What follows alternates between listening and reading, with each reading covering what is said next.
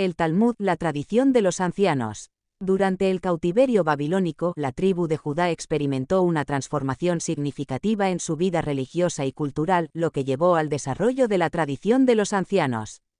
Esta tradición, que se consolidaría siglos más tarde en el Talmud, se convirtió en un pilar fundamental de la enseñanza judía. En los Evangelios se observa cómo Jesús critica a los fariseos, puesto que su interpretación que hacían de la ley de Dios era errónea y por honrar las tradiciones de los ancianos invalidaban el mandamiento de Dios. En el judaísmo actual, el Talmud o la tradición oral está por encima de las escrituras al igual que lo estaba en los tiempos de Jesús. Los rabinos babilónicos corrompieron las enseñanzas bíblicas desde entonces y hasta la fecha. A continuación se presentan algunos puntos claves para entender la evolución del Talmud o la tradición oral.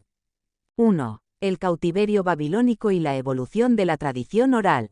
El cautiverio babilónico 606 a.C. marcó un punto de inflexión en la historia del judaísmo. Con la destrucción del Templo de Salomón y el exilio de los judíos a Babilonia, la práctica religiosa sufrió un cambio significativo. Sin templo ni sacrificios, los judíos comenzaron a enfocarse más en la Torá escrita y su interpretación. Surgió la tradición oral que buscaba preservar y adaptar la ley mosaica a las nuevas circunstancias. Según el libro Teocracia oculta de la autora Edith Miller, el Talmud tuvo su origen en este periodo, considerándose la tradición de los fariseos. Inicialmente, sus preceptos se transmitían oralmente, pero posteriormente formaron el Talmud y recibieron su forma final en el libro llamado Sefer HaZohar. A diferencia de la Cábala, que era para los iniciados, las obligaciones y reglas del rito para las masas judías se encuentran en el Talmud y el Shulchan Aruch. Según Edith Miller, el origen de los fariseos también se remonta a la ciencia caldea adquirida por muchos sacerdotes judíos durante la cautividad de Babilonia. Se afirma que de esta ciencia surgió la secta de los fariseos, cuyo nombre solo aparece en las Sagradas Escrituras y en los escritos de los historiadores judíos después de la cautividad. El libro Teocracia oculta señala que a partir de entonces data la Cábala o tradición de los fariseos. Los fariseos afectaron una escrupulosa observancia de las más mínimas prescripciones de la ley e instituyeron la práctica de rituales complicados. Simultáneamente, cultivaban la nueva doctrina, la Cábala, en sus santuarios secretos que eran sociedades secretas regulares compuestas por unos pocos cientos de adeptos durante la cautividad.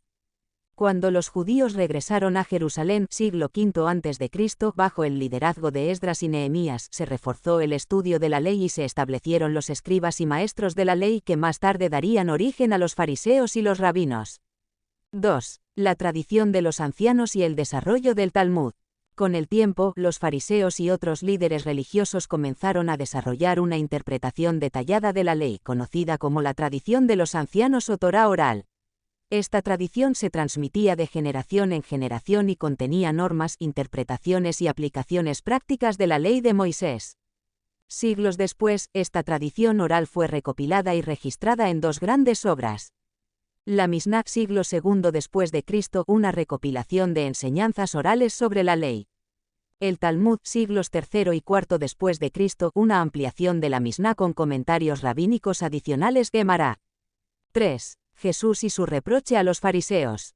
En los Evangelios, Jesús critica a los fariseos por dar más importancia a la tradición de los ancianos que a los mandamientos de Dios.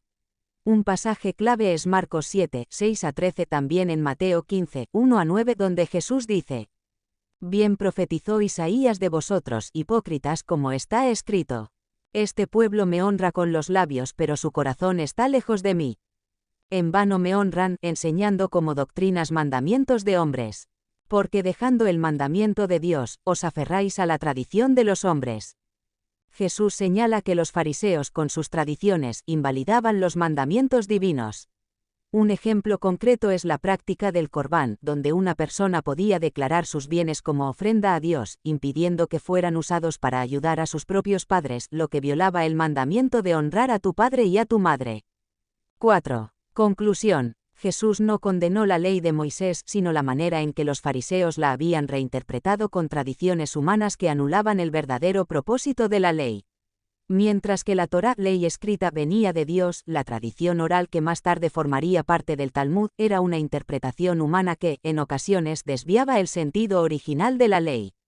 Este conflicto entre la autoridad divina de la Escritura y la autoridad humana de la tradición sigue siendo un tema central en la relación entre el judaísmo rabínico y el cristianismo bíblico.